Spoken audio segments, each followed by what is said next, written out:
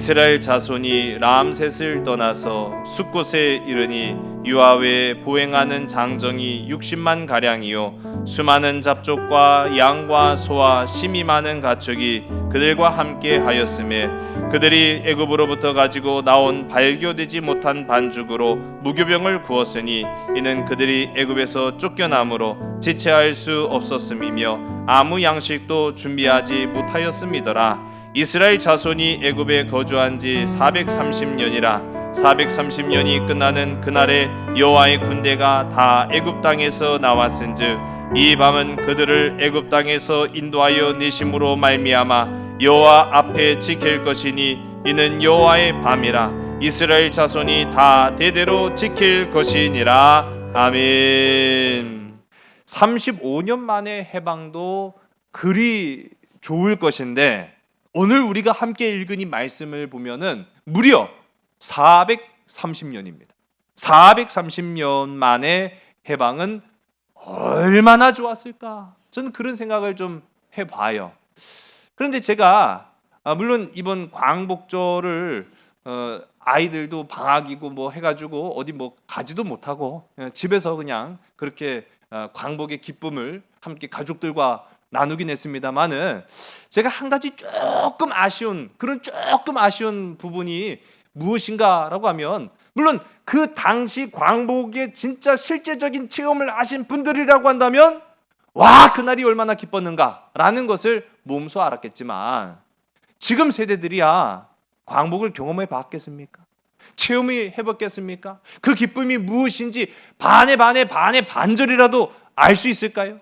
물론 저도 그런데 애들 보니까요 광복절은 그냥 노는 날, 쉬는 날 그렇게 알고 있더라고요. 별로 그렇게 해서 크게 기뻐하지도 즐거워하지도 않는 그런 모습 보니까 이건 뭔가 좀 잘못되긴 했구나. 좀 그런 생각을 좀 가졌어요. 그래서 제가 뭐 할 수만 있다고 한다면은 뭐 국회에 좀 청원이라도 좀 했으면 좋겠어요. 광복절을 열흘로 만들라. 한 열흘은 쉬어야 애들 와 광복절이다 그러진 않을까라는 그런 생각을 좀 해보게 됩니다. 물론 뭐 제 생각이고요. 여러분 제가 이 말씀을 드리는 까닭은 우리도 이와 비슷한 경험을 해봤기 때문에 430년 만의 해방이 우리에게 피부로 와닿아야 되는데 과연 이스라엘 백성들은 그랬는가? 라는 생각을 좀 가져보자는 거예요. 여러분 우리가 지금까지 이 출애굽의 역사를 쭉 살펴보면서 우리가 한 가지 분명한 것은 하나님이 이루신다라는 사실입니다. 할렐루야. 하나님이 이루십니다. 하나님이 역사하십니다. 하나님은 믿음의 사람들을 통해서 그 일들을 이루어 가시는 그런 역사가 오늘 이 성경 가운데도 기록되었음을 봅니다. 하나님은요 모세를 준비시키셨고 그 준비된 모세를 세우셔서 바로 왕과 대결하도록 하셨습니다. 근데 우리가 보세요. 우리가 이제 봅시다. 40년 애굽에서의 왕자로서의 정말 평안하고 평탄한 생활을 했는지는 몰라도 그 나머지 인생의 80년 가운데 나머지 40년은 미디안 광야에서 무명의 세월을 보내지 않았습니까? 아무 경력도 쌓지 못한 그저 무명의 양치기가 어찌 한 나라를 호령하는 대국 애굽의 왕과 맞설 수 있었겠습니까? 그 힘의 원천은 하나님의 은혜였는 줄로 믿으신 여러분 되시기 바랍니다. 여러분 이걸 우리가 기억하는 거예요. 우리가 기억하자는 거죠. 우리도 하나님이 하나님의 역사 가운데 세우시면 세상의 그 어떤 권력과 권세 가운데에서도 모세보다 더 귀하게 사용하시는 줄로 믿으신 여러분 되시기 바랍니다. 자, 그렇게 모세를 통해서 하나님의 역사를 나타내 보이시는 가운데 우리가 이제 지난 시간까지 10가지 재앙이 애굽 땅에 임하기 시작합니다. 점점 그 강도는 강해졌습니다.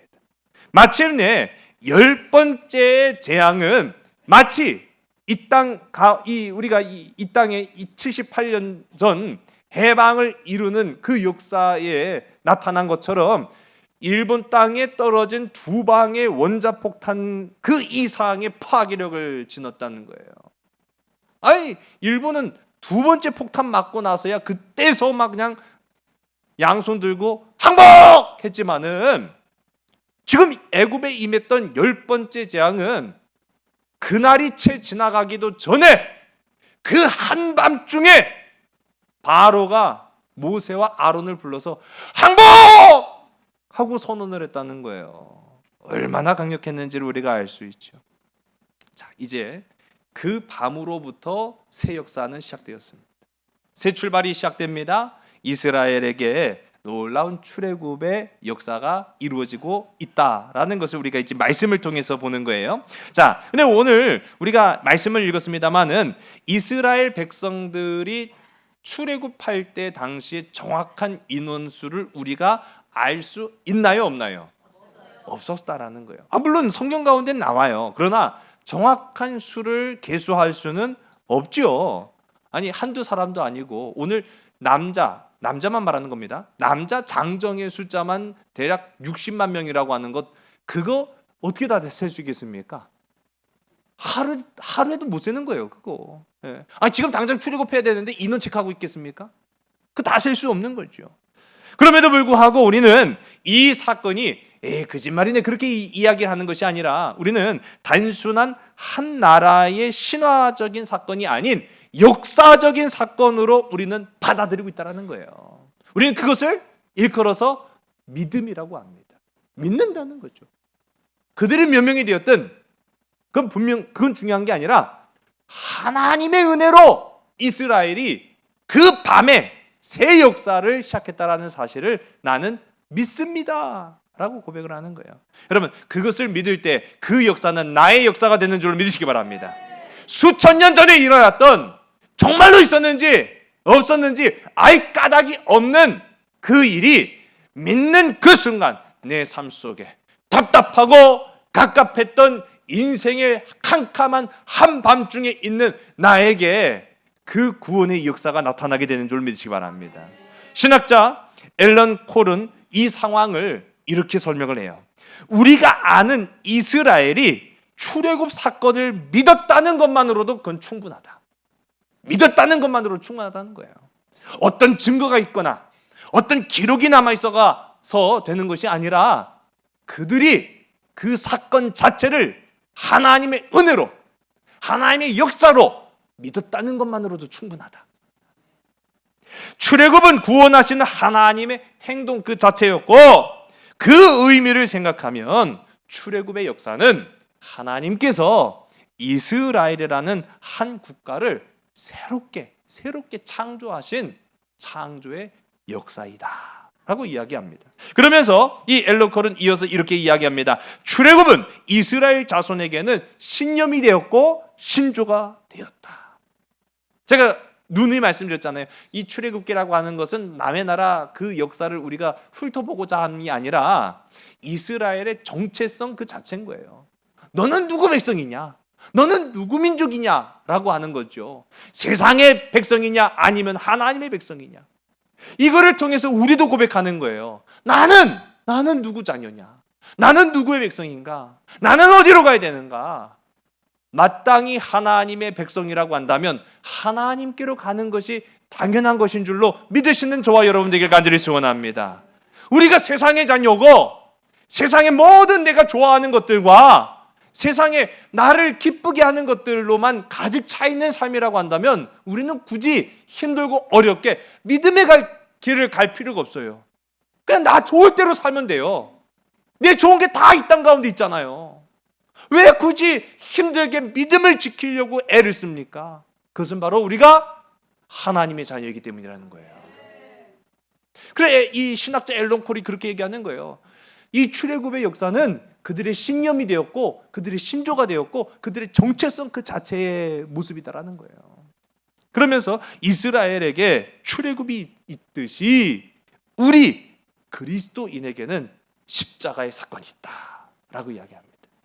그러니까 이 구약의 사건을 신약으로 가지고 오면서 이 출애굽의 정확한 날짜와 장소를 우리가 알 수 없듯이 우리 또한 예수님께서 어디에서 십자가에 달리셨는지 정확한 날짜는 어디인지를 우리는 모르지만 분명한 한 가지는 우리는 그 사실이 있었다라는 것을 믿는다.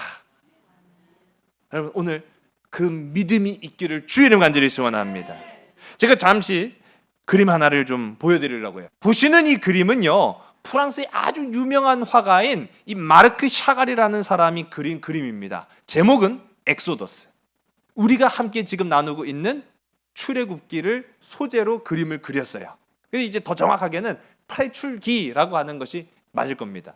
근데 이 샤갈이라고 하는 화가는요, 이 출애굽과 관련된 그림을 상당히 많이 그렸습니다. 이것 말고도 한 수십 점의 작품이 있거든요. 근데 제가 이 그림을 좀 소개를 해드리려고 하는데, 화면상에 보시는 이 그림은 1952년부터 1966년까지 그린 그림이에요. 앞서도 말씀드린 것처럼 이 그림 자체는 전체적으로 굉장히 어둡습니다. 이 출애굽의 그 밤을 묘사를 하고 있는 거예요. 굉장히 어둡죠. 수많은 인파의 행렬에 뭐 어떤 사람은 아이를 안고 가는 사람도 있고 어떤 사람은 짐을 안고 가는 사람들도 있고, 그렇게 길을 떠나는 이스라엘 백성들이 그림 한가득 차 있습니다.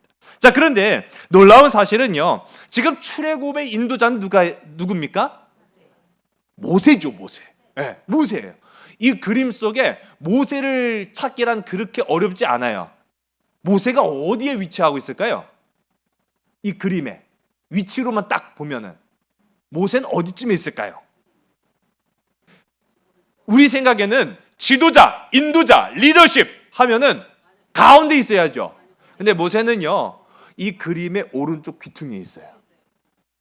아니, 좀 이상하지 않습니까? 아니, 인도자인데, 리더인데, 지도자인데 한 가운데가 아니라 귀퉁이에 있어요. 이 모세인 것을 알 수 있는 까닭에 두 돌판을 이제 들고 있습니다.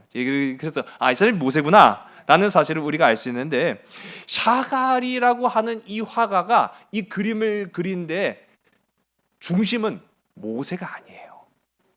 이 그림의 가장 두드러진 부분이 어디죠? 지금 보시면, 그렇죠, 한눈에 봐도 알 수 있는 것처럼 두 팔 벌려 출애굽한 이스라엘 백성들을 빛으로 인도하시는 예수 그리스도시다라는 거예요.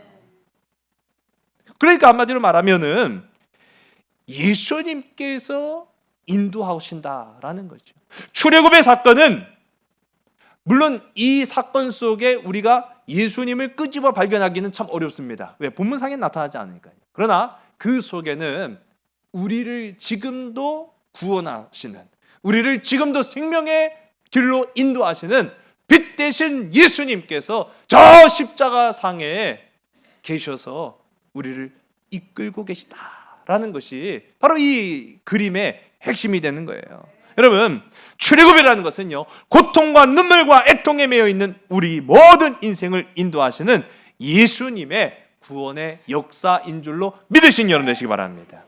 이처럼 우리가 이 출애굽이라고 하는 것은요, 이스라엘 민족들에게만이 아니라 예수 그리스도를 믿는 모든 사람들에게 어마어마한 사건이에요. 그리고 실로 상상을 초월하는 사건이기도 합니다.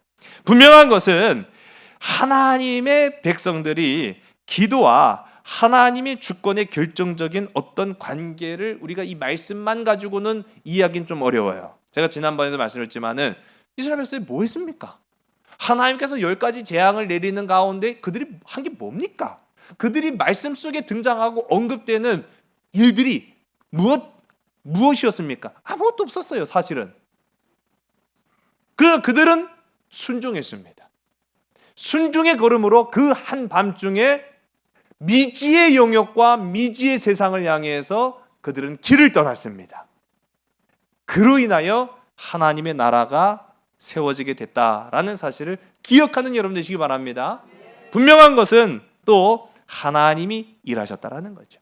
하나님이 결정하시고 하나님이 일하셨다라고 하는 것입니다.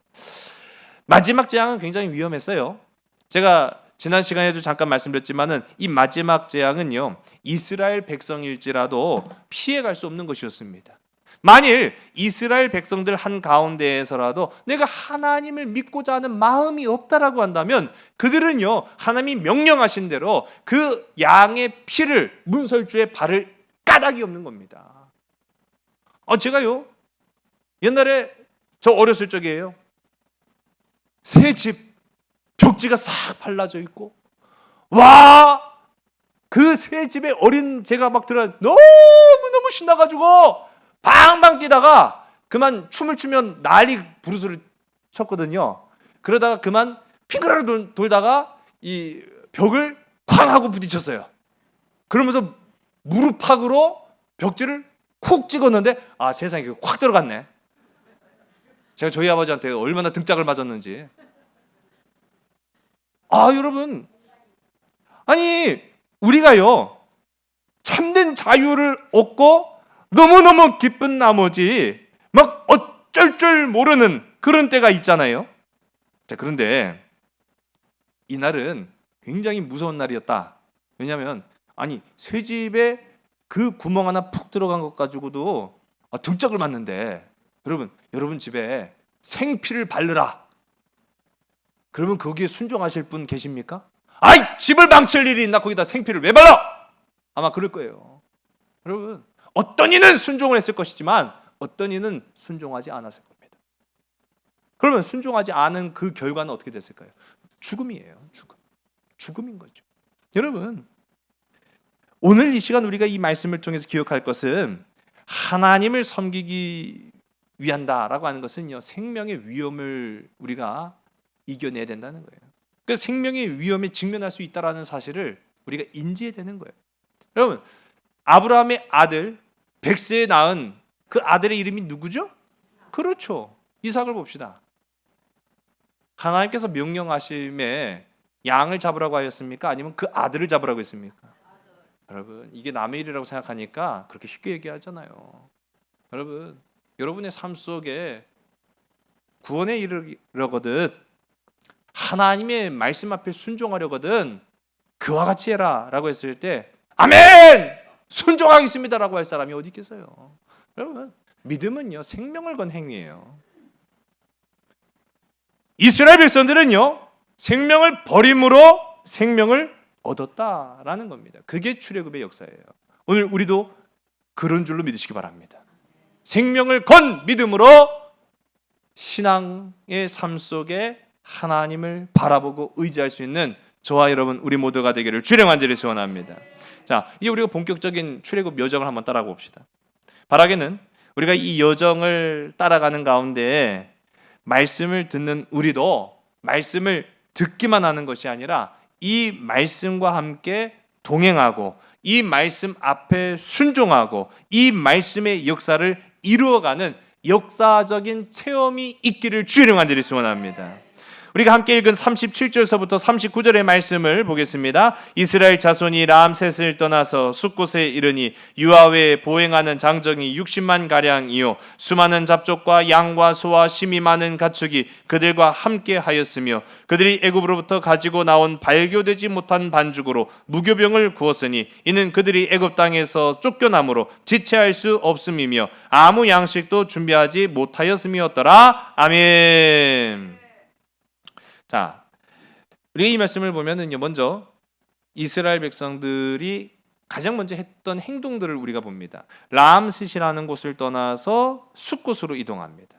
이 람셋은요, 우리가 대충 지금의 위치는 우리가 정확하게 알 수가 없어요. 지금의 지명과 그 당시 지명이 달랐을 것이다라는 그런 학자들의 그 주장이 거의 분명하게 일치하기 때문에 정확한 람셋과 정확한 숫곳의 위치가 어디였을까라고 하는 것에는 상당히 좀 차이점이 있습니다. 그래서 앞서도 제가 말씀드린 거예요. 이게 언제 일어난 일인지, 얼마만큼 이루어진 일인지, 어떤 장소에서 정확하게 일어난지를 우리는 알 수가 없어요. 그런데 오늘 어쨌든 이 본문을 통해서 알 수 있는 것은 람셋이라고 하는 곳을 떠났다는 거예요, 이스라엘 백성들이. 그러니까 그들이 원래 거주하고 있던 땅은 고센이라는 곳입니다. 고센을 떠나서 람셋을 지나서 숫곳에 머물렀다라고 하는 것까지가 우리가 이해할 수 있는 그런 부분이에요. 자, 그런데 이 람셋은요, 이 애굽에서 종살이 했던 이스라엘 백성들이 건축하던 도시였습니다. 그들이 지금 건축하던 도시를 지나갔다라고 하는 것을 우리가 이해할 수가 있어요. 또한 분명한 것은요, 숫곳이라고 하는 위치도 우리는 알 수가 없지만 어쨌든 간에 출애굽이라고 하는 그 상황을 가정했을 때 이 숫곳은 이 애굽의 동쪽이지 않았을까라고 하는 이제 추측을 해봅니다. 또 한편으로는 숫곳이라고 하는 이 말의 의미는 바로 천막을 쳤다라고 하는 거예요. 그러니까 그날 밤에 그들이 이동을 채 다 못한 거예요. 여러분 생각해 보세요. 60만 장정이라고 해도 하루에 그곳을 벗어나기란 쉬운 일이 아니었습니다. 그러니 애굽 땅을 완전히 채 지나지 못한 채로 숫곳이라는 곳에 천막을 치고 그날 밤을 지냈을 것이다 라고 하는 이야기가 이제 오늘 본문에 나오는 거죠. 자, 그런데 어쨌든 우리가 중요한 것은요, 이 구절이 출애굽의 첫 여행을 알리는 대목으로 사용되었다라는 겁니다. 왜 그랬을까요? 굉장히 중요한 부분은 아닙니다. 어디를 지나쳤든 어디를 거쳐갔든 그건 중요한 게 아니에요. 만일 제가 이제 부산 여행을 간다라고 했을 때 목적지가 중요한 것이지 그 중간에 지나쳐온 휴게소가 중요한 건 아니잖아요. 근데 오늘 본문을 보니까 이스라엘 백성들이 가나안까지 갔는데 이 람셋 여행 그 휴게소를 지나서 숫곳에 머물렀더라. 그러면은 그게 그렇게 중요한 건 아니잖아요. 왜 이 대목이 중요하게 여겨지지도 않을 대목이 이 본문 가운데 기록되느냐라고 하면 여기에서 우리가 알 수 있는 부분들이 있다라는 거예요. 여러분, 지금까지 이스라엘 백성들은 자신의 의지로 고센 땅을 벗어난 적이 단 한 번도 없었습니다. 명령한 곳으로만 갈 수가 있는 거예요. 그들은 자신의 의지로 어디를 여행하겠다, 어디를 떠나야겠다, 이주하겠다, 이사하겠다라고 할 수가 없어요. 바로 왕에게 속한 자들이었기 때문에 지정된 곳에 살고 지정된 곳에서 일을 할 뿐입니다. 그러니까 평생 어떻게 보면은 그들은 거기에만 매여 있어야 될 사람들인데, 오늘 이 본문의 말씀 보니까 그들은 스스로의 자유 의지를 가지고 람셋을 지나서 숫곳에 머물렀다라고 하는 것을 이야기하는 거예요. 여러분, 자신의 의지로 나아가고 있음을 보는 겁니다.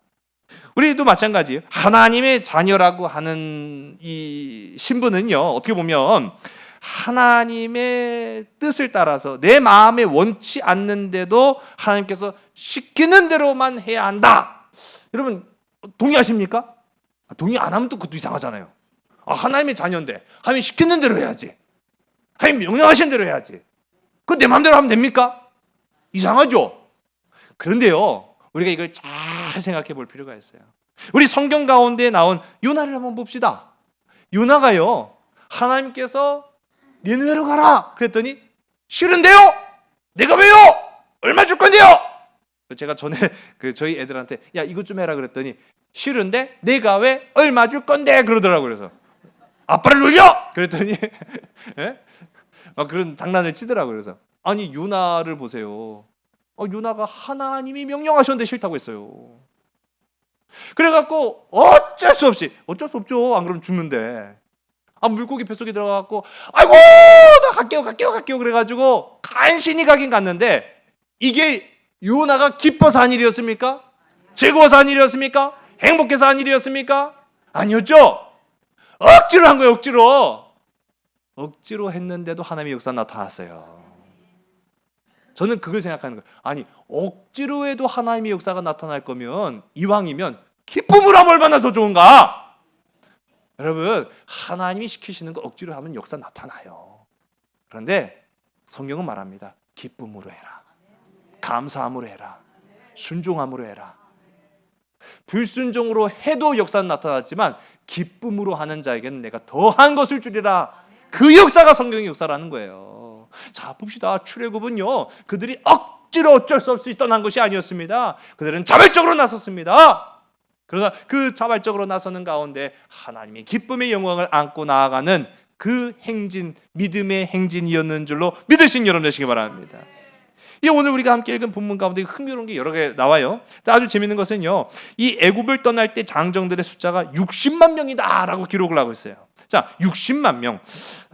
뭐 우리가 앞서도 그 정확한 숫자를 다 측량한 것은 아닙니다만은, 자, 어쨌든 간에 이 60만 명에는 남자만 있을 뿐 여자와 아이는 제외가 된 거예요. 그러면 최소 인원으로 이 여자와 아이 한 가정을 3명으로만 기준으로 딱 했을 때에도 우리가 보면은 6, 3, 18 최소한 180만 명이라는 거예요. 그러면 애가 한 명만 있겠어요?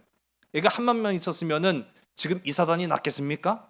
이스라엘이 점점 흥왕하니까 애굽이 긴장을 갖고 막 이스라엘을 억압한 거 아니에요. 그러면 최소 3명 이상, 그러면 추정치로 보면 200만 명까지 가는 거예요. 200만 명. 자, 여러분, 이 숫자를요 우리가 좀 생각해 볼 필요가 있는 거예요. 지금 이스라엘 백성들이 이 땅에, 애굽 땅에 거주하기 시작하면서부터 흐른 세월이 대략 430년이죠. 430년 만에 처음 이주했던 사람들은 우리가 잘 아는 것처럼 야곱과 그의 자녀들, 그의 가족들까지 포함해서 그 숫자가 대략 70명. 70만 명 아니에요. 70명이에요. 70명. 근데 그 70명의 숫자가 430년이 지나서 몇 명이다? 이게 가능하냐고요. 최소 단위로 따져도 한 가정이 한 20명씩은 나야 돼요. 이게 말이 되냐고요. 자, 우리가 이걸 생각해 보면은 이게 진짜 가능한 숫자인가라는 생각을 가져요. 그리고 당시 우리가 기록의 나라예요, 애굽은 사실. 그래서 이게 굉장히 역사적인 측면과 제가 믿음의 역사를 강조하는 까닭이 바로 그겁니다. 이 애굽은 역사의 나라이고 기록의 나라예요. 이 애굽은 무슨 일만 있다고 하면 다 기록을 해놓습니다. 그런데 중요한 것은 출애굽의 기록이 없어요.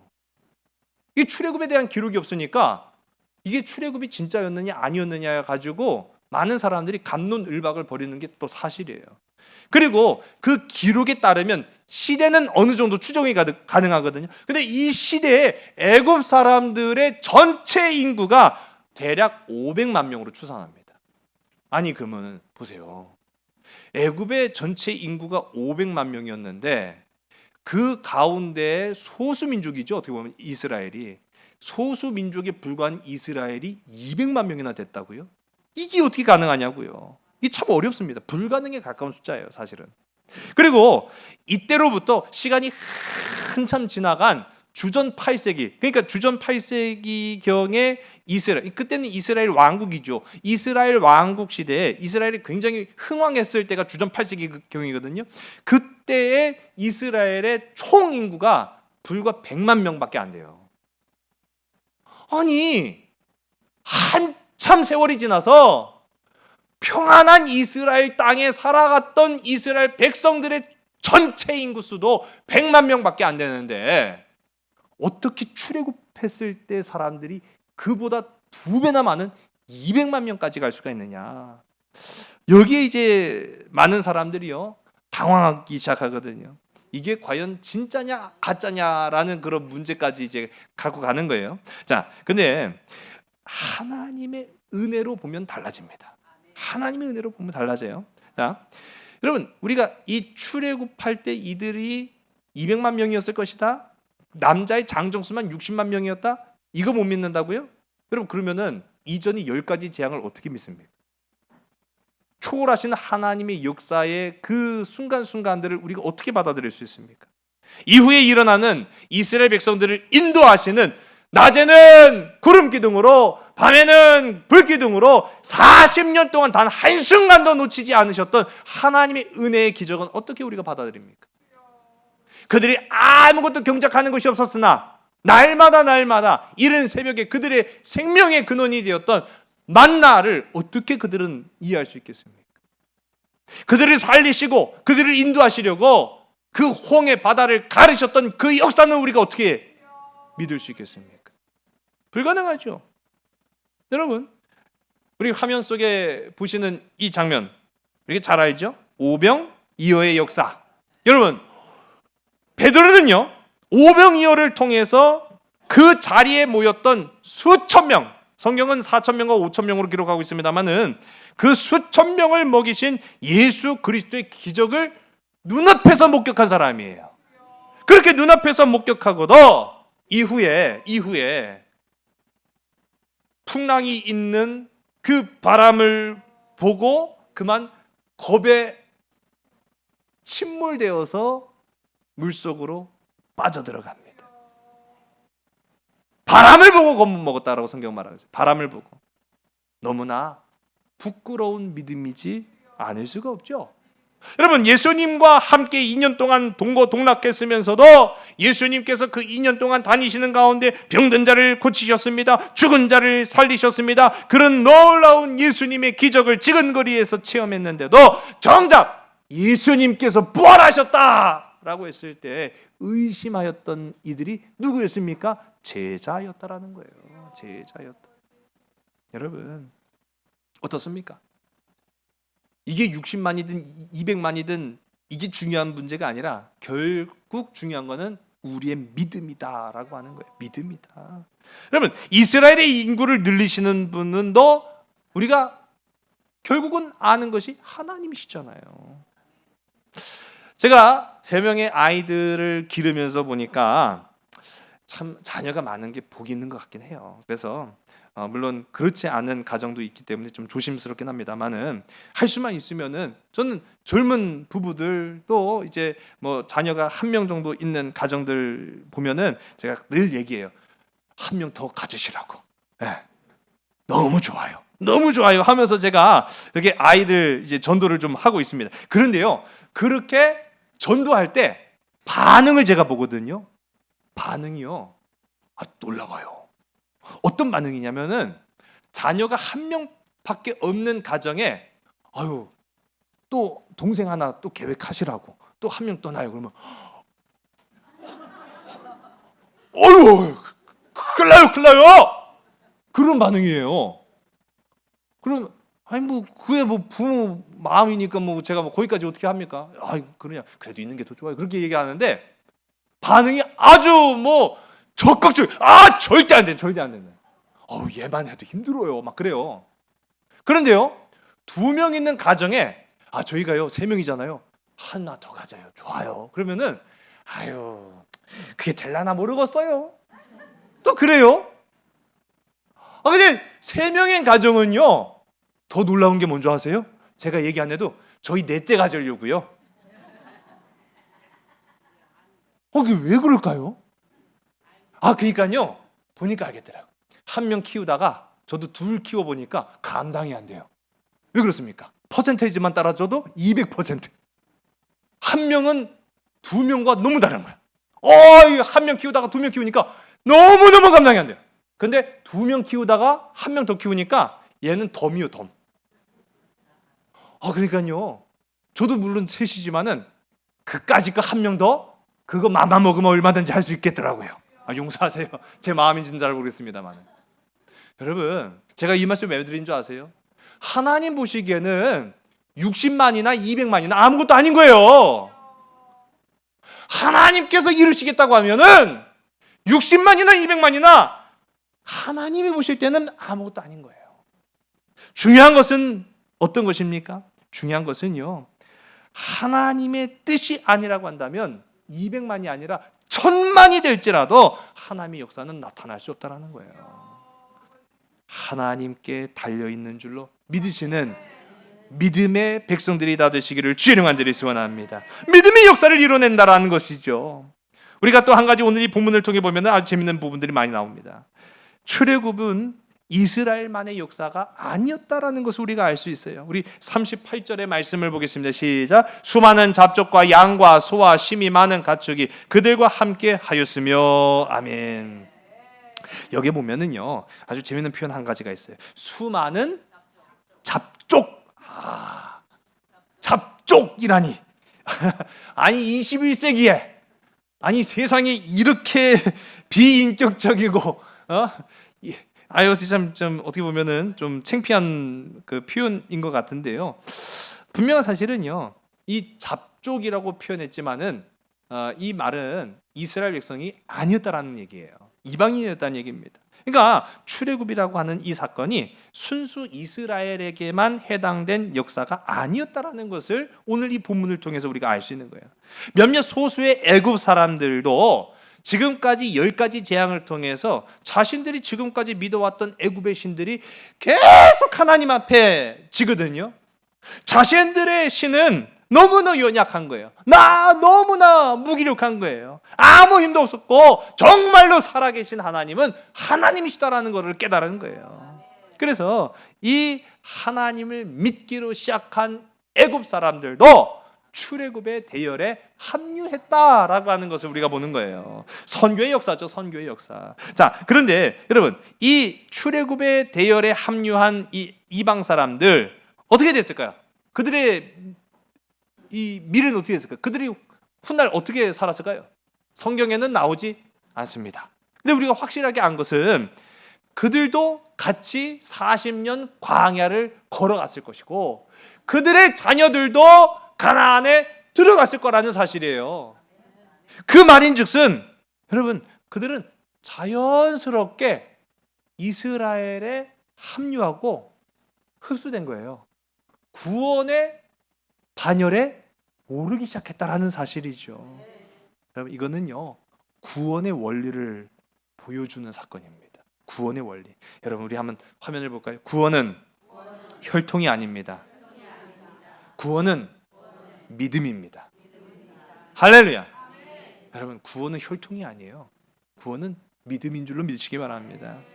우리 신약 성경을 보게 되면은 이 신약 성경의 첫 번째 성경인 마태복음에 아주 중요한, 유대인들이 그토록 중요하게 여겨지는 것 하나가 처음부터 등장합니다. 톨레도, 제가 지난번에도 말씀드렸죠, 족보가 등장해요. 족보.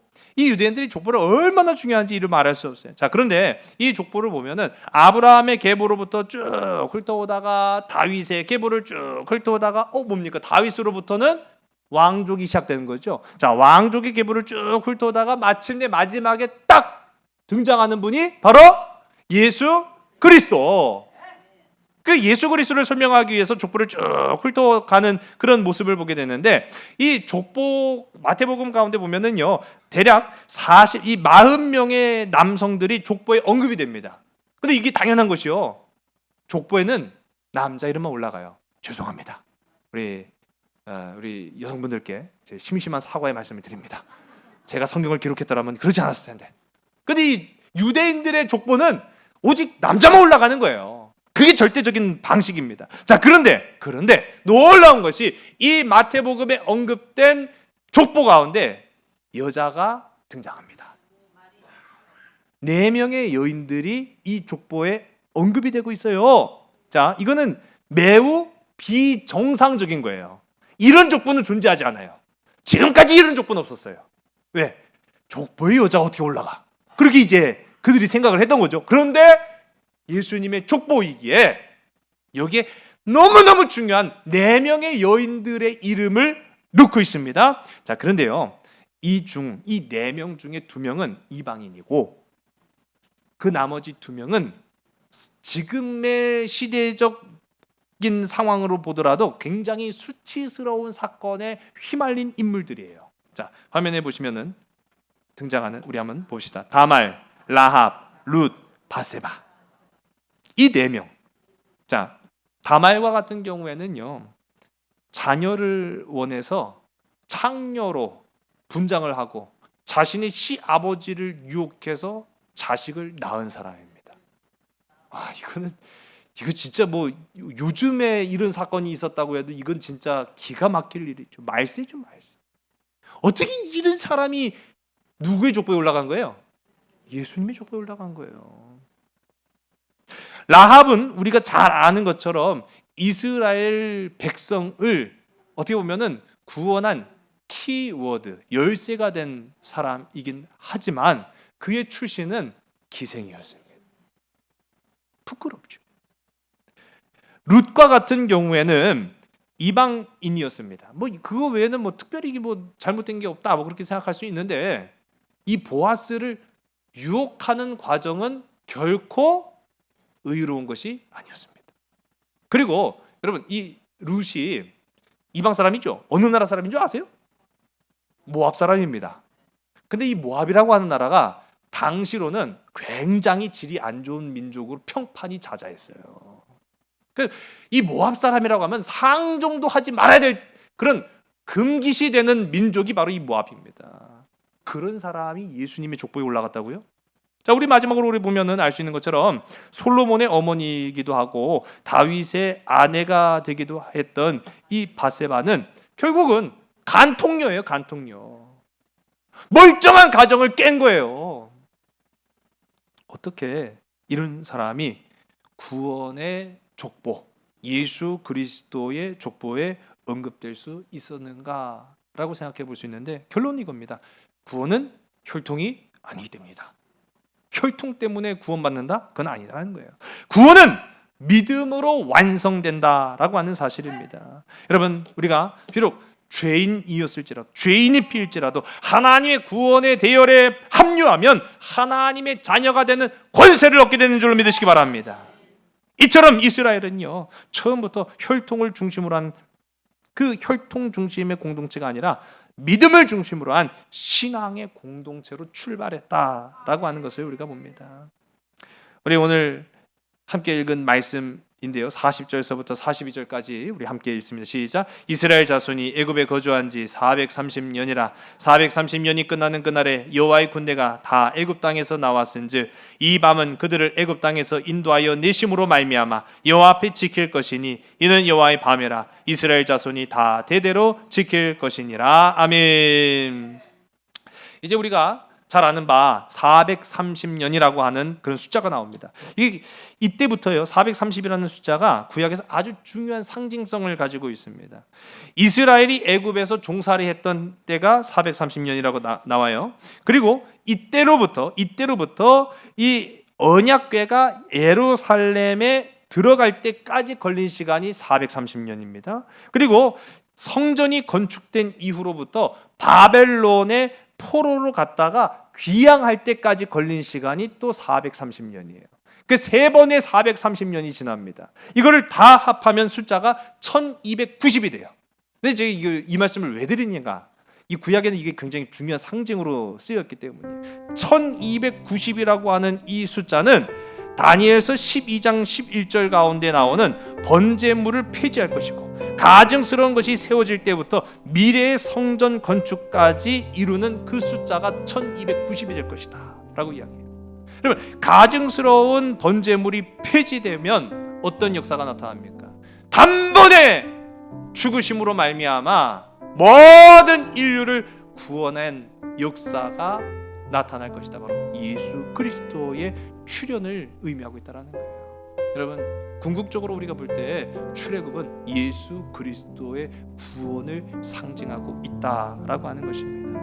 오늘 우리가 이 출애굽의 밤을 통해서 기억할 것이 있어요. 이 출애굽은 생명의 밤이었다라고 하는 사실입니다. 여러분, 여러분의 삶 속에 어떠한 고난과 아픔과 눈물과 고통, 괴로움이 있을지라도 오늘 이 시간 믿음의 눈으로 나의 삶을 인도하시고 이끄시고 역사하시는 하나님을 바라보고 의지하는 복된 저와 여러분 우리 모두가 다 되기를 주의 이름 간절히 소원합니다. 출애굽의 밤은 십자가의 고난을 통하지 않고서는 참된 기쁨이 없다라는 사실을 우리에게 보여주시는 기쁨의 밤, 생명의 밤이었다라고 하는 것입니다. 만일 우리 가운데 어둠 가운데 있는 그런 환난과 궁핍과 어려움 속에 있는 분들이 혹 계시다라고 한다면 생명의 빛으로 나아가시는 말씀을 의지하고 주님을 바라봄으로 생명의 구원을 맛볼 수 있는 복된 저와 여러분 우리 모두가 다 되기를 주의 이름 간절히 소원합니다. 기도하시겠습니다. 살아계신 아버지 하나님, 연약하고 부족한 우리일지라도 구원의 반열에 합류하게 하시고 생명의 빛으로 나아가게 하시니 참으로 감사합니다. 그날 밤 희생의 피와 고난의 떡이 있음으로 말미암아 참된 해방의 기쁨을 누릴 수 있었던 것처럼 오늘 이 시간 가슴 아프고 눈물 많은 세상 가운데 답답하고 답이 없는 세상 가운데 오직 주님을 의지하고 의뢰함으로 말미암아 구원의 길을 걸어가는 모든 믿음의 백성들이 다 되게 인도하여 주시옵소서. 모든 것을 주께 온전히 의탁하오며 참사랑 되시는 나사렛 예수 그리스도 이름으로 감사하며 간절히 기도드렸사옵나이다. 아멘. 창조의 사랑이 나를 빚으시고 따스한 숨결 날 온전케 하네. 태초부터 영원토록 그 사랑 내 영혼 붙드시네. 내 모든 삶 속에 참 길이 되시고 이 길 끝에서 날 안아주시네. 내 평생에 모든 순간 그 사랑 내 삶을 인도하시네. 내 삶의 주인이라 깊어진 하루의 끝에서 나 고백하리라. 내 삶의 주인이라 깊어진 하루의 끝에서 나 고백하리라.